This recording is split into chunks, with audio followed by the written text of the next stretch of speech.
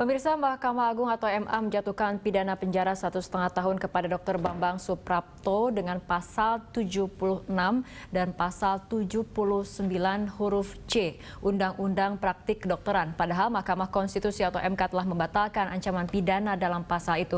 Bisakah Dr. Bambang dihukum dengan pasal yang telah dibatalkan oleh MK? Untuk membahas hal tersebut telah hadir di Studio Berita 1 Hakim Agung Profesor Gayus Lumbun.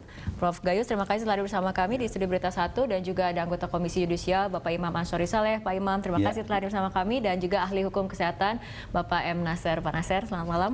Dan melalui ujung telepon nanti juga akan bergabung bersama kami untuk berbincang adalah Dr. Bambang Suprapto terhukum dalam kasus ini. Pak Bambang. Dr. Bambang. Iya, selamat malam saya. Iya, selamat malam. Sebelum kita ke Dr. Bambang, kita ke Prof. Gayus terlebih dahulu. MA menjatuhkan putusan berdasarkan pasal pidana yang kemudian telah dianulir oleh MK. Bagaimana ini kemudian bisa terjadi? Iya, saya tentu tidak akan dan tidak dibolehkan untuk masuki materi putusan itu untuk membuat satu pandangan-pandangan saya secara pribadi. Tetapi saya mempunyai hak untuk memberikan pencerahan pada publik sehingga publik tahu kenapa hakim itu mengurangi hukuman, menambah hukuman dari yang dilepaskan oleh PN seperti kasus ini kemudian menjadi dihukum. Itu semua tentu melalui rambu-rambu hukum yang harusnya sudah sangat dipahami oleh hakim di Mahkamah Agung. Tapi ini yang menjadi polemik dan juga kontroversi karena kemudian pasal pidana ini sudah kemudian dibatalkan oleh MK. Pak Prof. Gayus, kita lihat bagaimana kemudian isi dari pasal tersebut. Ya, ini adalah pasal Undang-Undang Praktik Kedokteran yang dibatalkan oleh MK. Tadi ada pasal 76 yang isinya setiap dokter atau dokter gigi yang dengan sengaja melakukan praktik kedokteran tanpa memiliki surat izin praktik sebagaimana dimaksud dalam pasal 36 dipidana dengan pidana penjara paling lama 3 tahun atau denda paling banyak 100 juta rupiah. Di pasal selanjutnya di 79C dipidana dengan pidana kurungan paling lama 1 tahun atau denda paling banyak 50 juta rupiah setiap dokter atau dokter gigi yang dengan sengaja tidak memenuhi kewajiban sebagaimana dimaksud dalam pasal 51 huruf A, huruf B, huruf C, huruf D atau huruf E. Ya, seperti itu Prof. Gayus. Iya, tetapi saya mengatakan bahwa hakim itu memutus tidak semata-mata berdasarkan undang-undang yang ada. Ini sebagian hakim ya, tidak semua hakim. Hakim ini punya masab-masab dalam pikirannya atau konsep-konsep yang dimiliki untuk memutuskan sebuah perkara. Tapi apakah putusan MK bukannya final dan juga kemudian mengikat? Seperti itu Prof. Tentu. Putusan MA dalam tingkat asasi itu final mengikat, kecuali nanti ada bukti baru atau keadaan baru yang bisa dilanjutkan melalui satu proses menjalankan kembali TPK. Tetapi yang saya katakan adalah bahwa hakim tidak semata-mata terpaku dengan undang-undang yang ditulis. Karena hakim bukan corong undang-undang. Hakim bukan labonce de la loi. Itu istilah umum yang diketahui oleh masyarakat. Tetapi hakim mempunyai satu arah kewenangan yang bernama diskresi.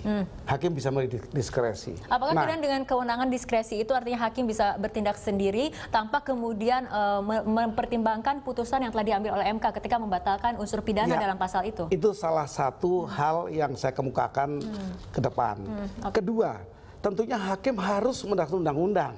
Nah, saya pikir untuk hal ini saya tidak akan memasuki itu. Ini ranahnya yang lain. Pengawas hakim adalah KY. KY mempunyai dua pandangan nantinya. Apakah kebebasan hakim yang bernama diskresi ini cukup kuat dalam kasus ini? Saya tidak masuk kasus. Kemudian nanti Pak Imam akan menjabarkan tentunya apakah pengadilan ini semata-mata didasarkan dengan satu opini atau satu bentuk-bentuk kebijaksanaan. Ya, kalau kita bicara diskresi ini kebijaksanaan. Kebijaksanaannya ada ukuran-ukurannya. Apa itu ukuran diskresi oleh hakim dan apa undang-undang yang mematok hakim harus menjalankan undang-undang. Mungkin itu tidak saya masuki wilayah itu. Sebelum kita ke Pak Imam, kita akan sapa dulu Dr. Bambang yang ada di ujung telepon. Dr. Bambang. Iya, saya. Ya. Apakah kemudian sudah menerima salinan surat putusan dari MA ini? Saya hanya sampai detik ini menerima petikan putusan yang dikeluarkan pada tanggal 9 September 2014 oleh Pengadilan Negeri Madiun. Ya, tanggapan dari Dr. Bambang sendiri mengenai putusan yang kemudian diambil oleh MA, di mana kemudian menerapkan pasal yang sebetulnya sudah dianulir ataupun sudah dibatalkan oleh MK untuk bagian pidananya. Ya, saya sebagai seorang warga negara, di mana saya harus patuh saat ini dengan hukum. Dan kepercayaan saya kepada Mahkamah Konstitusi yang sifatnya final and binding. Seyogianya saya memohon kepada Bapak-Bapak Hakim yang terhormat, apakah dibenarkan saya sebegitu sebelum masuk ke materi, sebegitu berat dijatuhkan pidana penjara. Sebelum saya menyinggung masalah materi, nanti setelah gamblang akan kelihatan materi apa yang harus saya sampaikan. Jadi melihat keputusan itu, ya saya sempat bertanya, mencari info kemana-mana, sampai saya sudah telepon dan saya sudah mendownload ini dari Prof. Billy Asidiki. Pertanyaan sudah bisa diupload di internet, itu ada dengan jawaban tetap berlaku sebagai hukum yang final dan mengikat, termasuk mengikat MA dan MK sendiri. Jadi saya sudah... Kita ke Pak Imam. Pak Imam, apakah kemudian KAI sudah membaca putusannya secara lengkap? Kebetulan belum. Saya baru membaca di media massa, tapi barusan saya menerima dari Pak Nasr tadi, saya kira cukup bagus. Artinya, tapi saya belum baca keseluruhan. Cuma tadi disebut di awal tentang penggunaan pasal yang jadi dasar Pak Hakim untuk memutus perkara ini, yaitu pasal 79 ya, 76 ya. Iya. Saya itu memang kita kan mengenal namanya asas legalitas ya. Jadi asas legalitas itu adalah satu pembatasan bahwa setiap orang tidak bisa disalahkan dalam dihukum tanpa ada aturan hukum yang sudah ada. Jadi kalau itu memang logikanya sudah dicabut oleh MK, mestinya nggak boleh jadi dasar.